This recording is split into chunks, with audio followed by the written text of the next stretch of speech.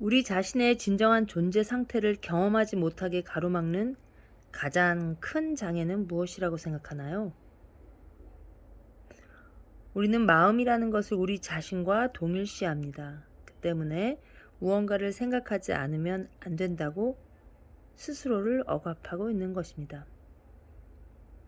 생각을 멈출 수 없다는 것이 사실은 엄청난 고통임에도 우리는 이를 깨닫지 못하고 있습니다. 대부분의 사람들이 그런 고통을 겪으면서도 그것을 정상적인 것으로 받아들이고 있습니다. 그칠 줄 모르는 생각. 그 행렬이 소음이 되어 내면의 고요한 세계를 발견하지 못하도록 가로막고 있는 것입니다. 우리 자신의 진정한 본질은 내면의 고요한 세계와 일치합니다. 갖가지 생각을 헤아리면서 그런 생각들을 나라고 착각하기 때문에 거짓된 자아가 만들어지고 두려움과 고통의 그림자가 드리워지는 것입니다. 이 점에 대해서는 나중에 더 자세히 설명하겠습니다. 데카르트는 나는 생각한다, 그러므로 존재한다 라는 명제를 만들어 놓고 스스로 가장 근본적인 진리를 발견했다고 믿었습니다. 하지만 그는 사실 가장 기본적인 오류를 범한 셈입니다. 생각을 자기 존재라고 착각한 것이지요. 우리들 대부분이 그렇지만 머릿속 헤아림을 쫓아가다 보면 문제와 갈등이 끊임없이 일어납니다. 그걸과 미친 듯이 복잡한 세상에 휩쓸리게 됩니다. 그리고 세상은 조각조각 부서진 우리들 마음을 고스란히 반영하고 있습니다. 깨달음이란 만물의 배경을 이루는 하나의 상태에 머물러 전체성으로 살아가는 것이고 평화로운 상태입니다. 깨달음이란 만물의 배경을 이루는 하나의 상태에 머물러 전체성으로 살아가는 것이고 평화로운 상태입니다.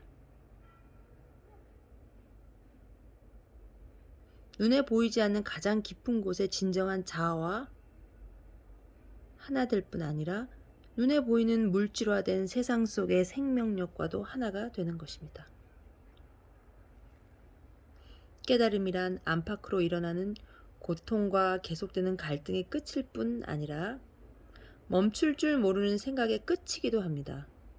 우리를 노예처럼 구속하는 생각으로부터 벗어난다는 것은 얼마나 멋진 해방입니까?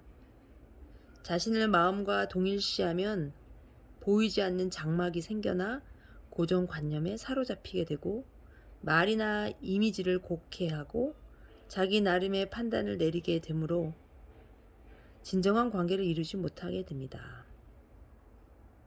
마음이 내 자신과 동일하지 않다는 것을 알아야 된다. 이 얘기를 계속하고 있네요. 마음은 내가 아니다. 나는 만물의 배경을 이루고 있는 하나, 전체 그 자체이다. 이렇게 이해가 됩니다.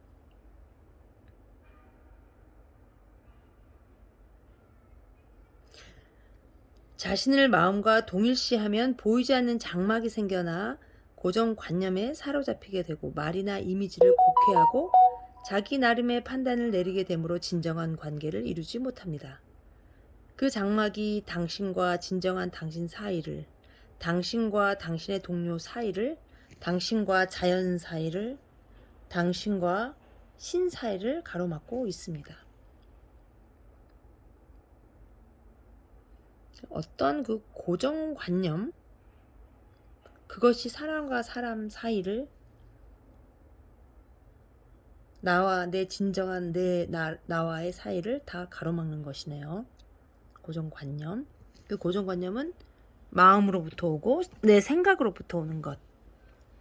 그러니까 생각을 하지 말아봐라. 그럼 고정관념도 없다. 이런 얘기네요.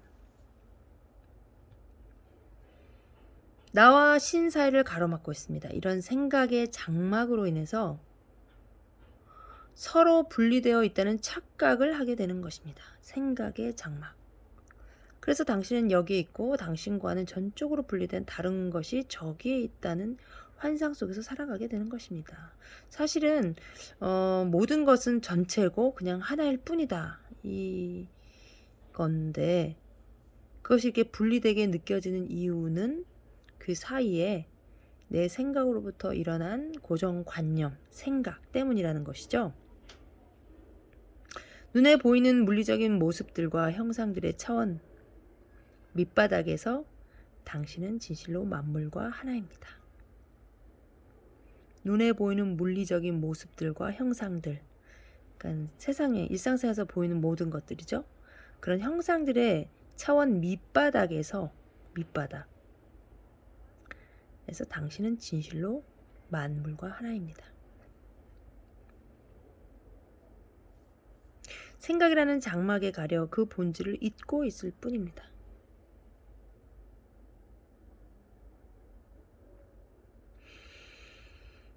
망각으로 인해 이런 하나됨의 상태를 자명한 현실로 느낄 수 없는 것입니다. 생각에 사로잡히면 그 세상 진리가 있는 그 밑바닥 차원의 모든 것이 하나된 그 곳에 그곳에 있는 진정한 나와도 만날 수 없다는 뭐 그런 얘기네요. 무엇이? 생각 때문에. 삼라만상이 하나라는 사실을 믿을 수 있을지는 모르지만 그것을 경험을 통해서 확연하게 알지는 못하는 것입니다. 믿음이 위안을 줄 수 있을지 모릅니다. 하지만 직접 체험하지 않고서는 진정한 자유로움을 얻을 수 없습니다. 삼라만상이 하나라는 사실을 직접 체험하면 진정한 자유로움을 얻을 수 있다는 얘기이기도 하네요. 생각이라는 것은 일종의 질병입니다. 질병은 균형이 무너질 때 생깁니다. 균형이 무너진다는 것은 어떤 의미일까요?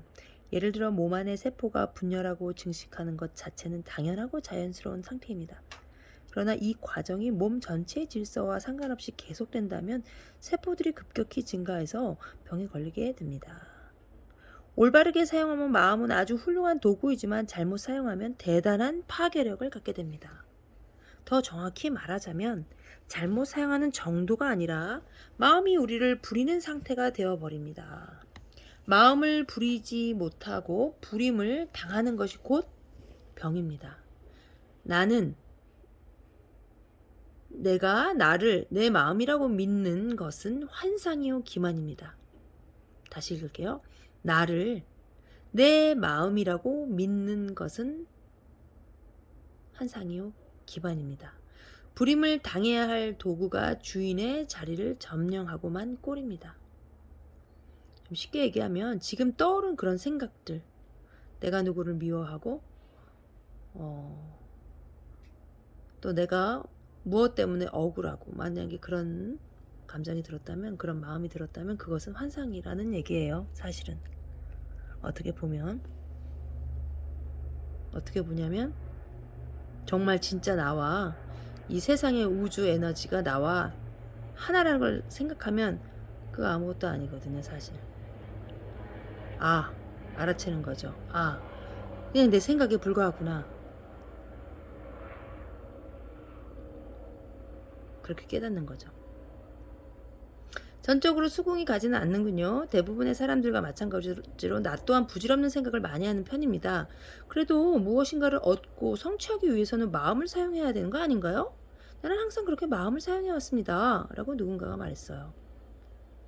십자말풀이를 하고 원자폭탄을 만들어낼 수 있다고 해서 당신이 마음을 사용하고 있는 것은 아닙니다. 개들이 뼈다귀를 물어뜯기 좋아하는 것처럼 마음은 늘 문제점을 붙들고 늘어지기를 좋아합니다. 그것이 십자말풀이나 원자폭탄 만들기에 매달리게 된 이유입니다.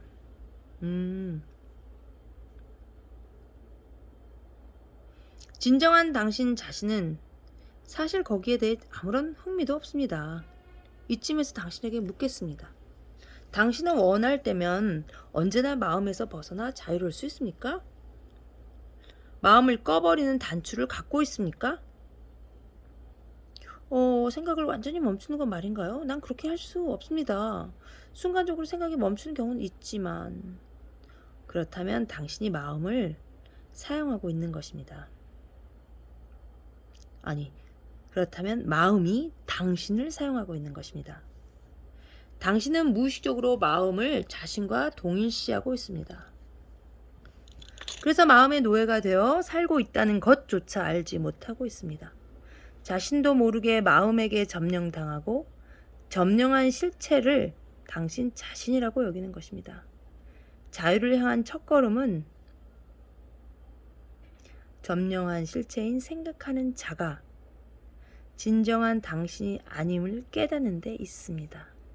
이를 알면 당신을 점령하고 있는 실체를 관찰할 수 있게 됩니다. 생각하는 자를 유심히 지켜보기 시작하는 순간, 생각하는 자, 지금 자기 자신이 어떤 생각을 막 하고 있는 그런 자기 자신을 지켜보란 얘기죠. 생각하는 자를 유심히 지켜보기 시작하는 순간 더 높은 차원의 의식이 활성화되는 것입니다. 그걸 보통 메타인지라고 합니다. 자기 자신을 객관적인 눈으로 제3자가 되어 쳐다보는 것. 그 능력을 메타인지라고 하는데, 이 메타인지는 누구에게나 다 있어요.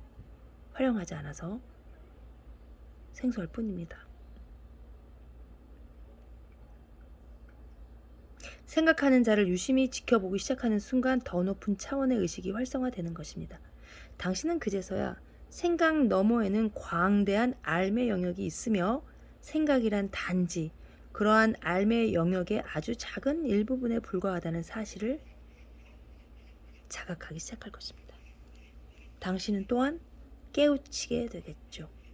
아름다움과 사랑, 창조력과 기쁨, 내면의 평화같이 진정 중요한 것들은 마음 너머에서 온다는 것을, 그럼으로써 마음각의 오랜 잠에서 깨어나는 것입니다.